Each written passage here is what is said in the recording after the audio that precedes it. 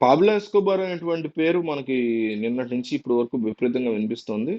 Colombian drug లార్డ్‌గా చెప్తారు అతని గురించి. కొలంబియాలో డ్రగ్స్ తయారు చేసి ప్రపంచవ్యాప్తంగా సప్లై చేసినటువంటి ఒక డ్రగ్ లార్డ్ అన్నమాట. బేసిక్‌గా అంటే సింపుల్‌గా చెప్పాలంటే. వెనక రకరకాల స్టోరీలు అతని గురించి బోలెడంత చాప్టర్స్ ఇవన్నీ ఉన్నాయి. 'నార్కోస్' అనేసి నెట్‌ఫ్లిక్స్‌లో ఒక సీరీస్ ఉంటది.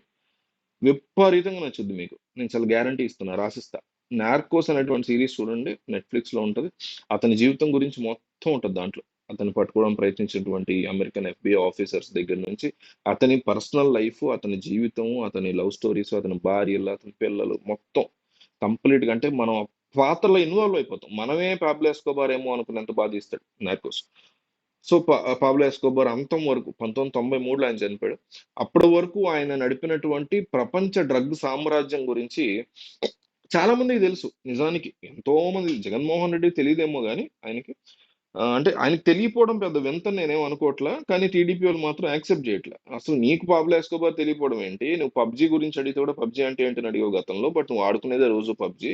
పబ్‌జీ తెలియనోడు ఎవడుంటాడు? అట్లాగే పాబ్లో ఎస్కోబార్ తెలియనోడు ఎవడుంటాడు? 5 సంవత్సరాల పాటు నువ్వు చూసావు నెట్‌ఫ్లిక్స్‌లో ఇదని నాకు సమాచారం ఉంది అనేసి తెలుగుదేశం పార్టీ ఆయన మీద తీవ్రంగా ఆరోపణలు చేస్తుంది. సో, ఎట్లా అయితే కొలంబియన్ డ్రగ్ లార్డ్ కింద అప్పట్లో పాబ్లో ఎస్కోబార్ డబ్బులు సంపాదించి ఏ లెవెల్‌లో అంటే కొలంబియన్ పార్లమెంట్ మీద దాడి చేశారు పాబ్లో ఎస్కోబార్ మనుషులు.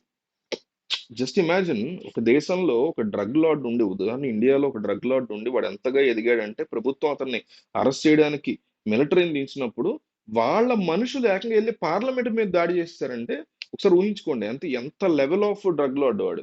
ఆ లెవెల్ ఆఫ్ డ్రగ్ లార్డ్ ని తీసుకొచ్చి జగన్మోహన్ రెడ్డితో పోల్చారు. ఇంకో పక్క వైసీపీ వాళ్ళు కోపడుతున్నారు. లేదు, మేము అసలు మంచి స్కీములు పెట్టి ప్రజలకు మేలు చేసినటువంటి వ్యక్తిని మీరు అట్లా డ్రగ్ లార్డ్ తో ఎట్లా పోలుస్తారు అనేసి.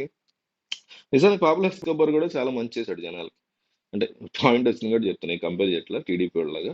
పబ్లో ఎస్కోబార్ కూడా జనాలకి ఎంత డ్రగ్ సప్లై వరల్డ్ వైడ్ చేసినా కూడా తన గల్లీ మనుషులు, తనలో డౌన్ రోడ్లలో ఉండేటువంటి ఆ పేటలు ఎన్నో నగరాల్లో చాలా మంచి చేశాడు. అది కూడా చూపిస్తారు నార్కోస్‌లో. అట్లాగని రాంగ్ మనీతో చేసింది మంచి ఎట్లా అవుద్ది?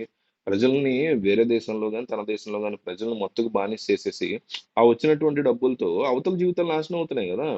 డ్రగ్స్ వల్ల. ఈ సినిమాల్లో చూపించి మనం 'నార్కోస్' చూసినా చాలా మంది ఇది ఇప్పుడు 'బ్రేకింగ్ బ్యాడ్' ఉంది. నా మోస్ట్ ఫేవరెట్ సీరీస్. అందులో అతను చేసింది హీరోయిజం కింద లేకపోతే మనం కన్సిడర్ చేసిన నెగెటివ్ షేడ్ అది. Complete evil type of mentality.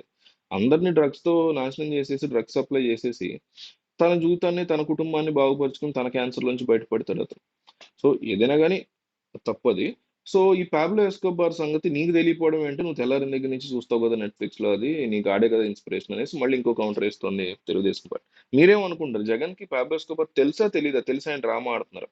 Drama, తెలీదు. ఈ రెండిట్లో ఒక్కటే కామెంట్ చేయండి. జగన్ డ్రామా ఆడుతున్నారు అనుకుంటే తెలిసి కూడా డ్రామా అని కామెంట్ చేయండి. నిజంగా ఆయనకి తెలీదని మీరు నమ్ముతున్నట్టయితే తెలీదు అని కామెంట్ చేయండి.